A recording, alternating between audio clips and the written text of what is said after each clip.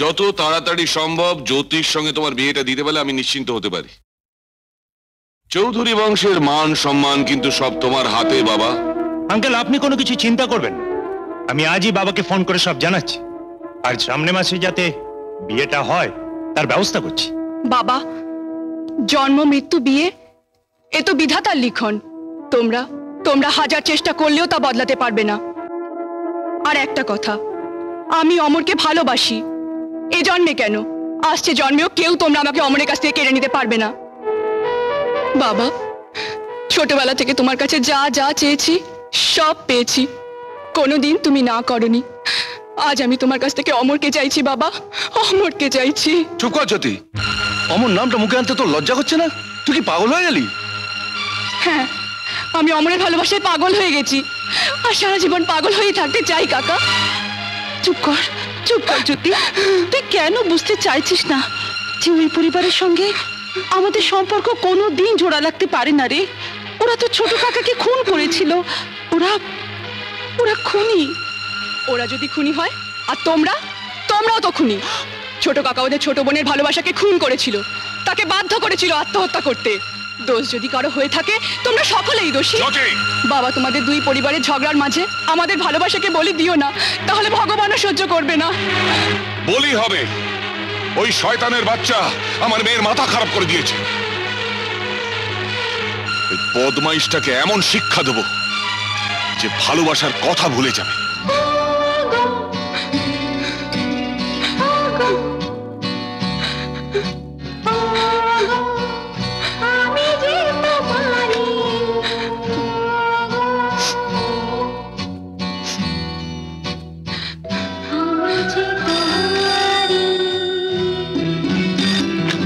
Hello জ্যোতি, হ্যাঁ আমি অমর বলছি।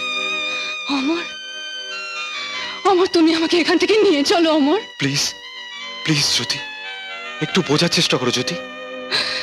তা না হলে আমি মরে যাব। না না, তোমার যদি কিছু হয়ে যায় তাহলে আমি পাগল হয়ে যাবো জ্যোতি। জ্যোতি প্লিজ আমার কথা শোনো, তুমি ওরম পাগলামো করো না জ্যোতি প্লিজ। তোমাকে আমার ভীষণ দরকার অমর, আমি তোমার সঙ্গে দেখা করতে চাই। আমাদের বাবা মা নিজেদের স্বার্থের জন্য আমাদের ভালোবাসাকে কোনোদিন মেনে নেবে না অমর। আমার বাবা ঠিক তাই, নিজের স্বার্থের জন্য আমাকে খুন করতে তার হাত এক ফোঁটাও কাঁপবে না। আমাদেরকে একটা কিছু করতে হবে জ্যোতি। শোনো জ্যোতি, আজ বিকেল 4টেয় তুমি আমার জন্য সাফারি পার্কে অপেক্ষা করবে, ঠিক আছে? আমি যেভাবেই পারি চলে যাব, তুমি কিন্তু আমার জন্য অপেক্ষা করবে। Okay bye. অমর, কি ব্যাপার, কার ফোন? না মানে আমার এক বন্ধুর ফোন, আজই বিদেশ থেকে এসেছে। ও, তোমার বন্ধু? তা কি বললো তোমার বন্ধু? ও ও আজ বিকেল 4টের সময় আমাকে ওর বাড়িতে ডেকেছে। কিন্তু 4টের সময় তুমি কি করে যাবে? তোমাকে তো একটা জরুরি কাজে যেতে হবে। জরুরি কাজ? হ্যাঁ, আসলে ওই মিস্টার সিংহানিয়া দিল্লি থেকে 4টের ফ্লাইটে এখানে এসে পৌঁছচ্ছেন, তোমায় তাকে রিসিভ করতে হবে। কিন্তু বাবা, মিস্টার সিংহানিয়াকে তো তোমার রিসিভ করতে যাওয়ার কথা ছিল। হ্যাঁ তাই কথা ছিল, কিন্তু এর মধ্যে আমার আরো জরুরি একটা কাজ এসে পড়েছে, আমায় সেখানে যেতেই হবে, তাই তোমাকেই রিসিভ করতে হবে। কিন্তু বাবা। নো কিন্তু, আগে কাজ তারপর বন্ধু। ওকে? ও হ্যাঁ, ফোনটা উপরে রেখে দিও।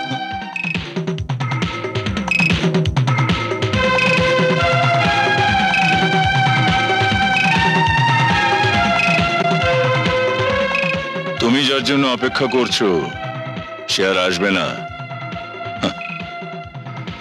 শোনো মা, তোমার সঙ্গে আমার কোনো শত্রুতা নেই, কিন্তু তোমাদের পরিবারের প্রতিটি লোককে আমি ঘেন্না করি, আর তাই তোমাদের পরিবারের কোনো লোকের সঙ্গে আমাদের পরিবারের কোনো সম্পর্ক কোনো দিনই হতে পারে না। এ কথাটা ভবিষ্যতে মনে রেখো।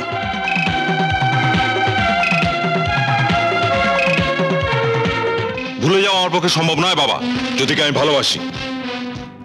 তোমাদের ভালোবাসার আমার কাছে কোনো দাম নেই। সূর্যকান্তের বাড়ির মেয়ে এ বাড়িতে বউ হয়ে আসবে না। No, never. বেশ, জ্যোতির যদি এই বাড়িতে বউ হয়ে আসায় তোমাদের কোনো আপত্তি থাকে তাহলে আমি এই বাড়ি ছেড়ে চলে যাচ্ছি বাবা। অমর, তোর লজ্জা করলো না বাড়ি ছেড়ে যাবার কথা মুখে আনতে? এই জন্য তোকে আমি দু হাতে বুকে করে মানুষ করেছিলাম, তোকে এত বড় করেছি। তোমরা সবাই নিজেদের কথাই ভাবছো বড় বাবা, একবার আমার কথা ভাবছো না? একটা কথা খুব পরিষ্কার করে বুঝে নাও অমর, ওই মেয়েটিকে তোমায় ভুলতেই হবে। হ্যাঁ, আর তা না হলে আমি তোমাদের দুজনকে শেষ করে দেবো। দেখি, তুমি এত বড় সাহস তোমার, তুমি আমার বাড়িতেও চলে এসেছো। বেরিয়ে যাও, বেরিয়ে যাও এখান থেকে, নির্লজ্জ বেহায়া মেয়ে কোথাকার। কোথায় যাব? কার কাছে যাব? আমার যে সবকিছুই এখানে।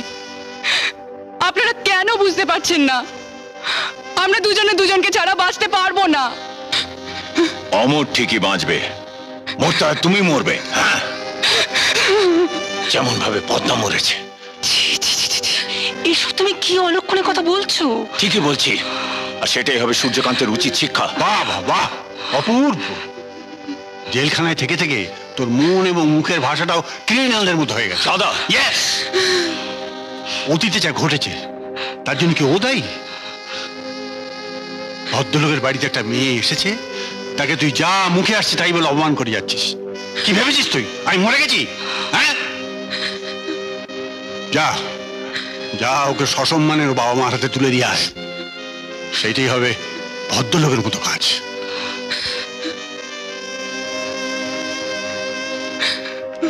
চলো। না, আমি যাব না। যেতে তোমাকে হবেই। এসো। অমর, আমি চলে এসো। যাব না। অমর, অমর।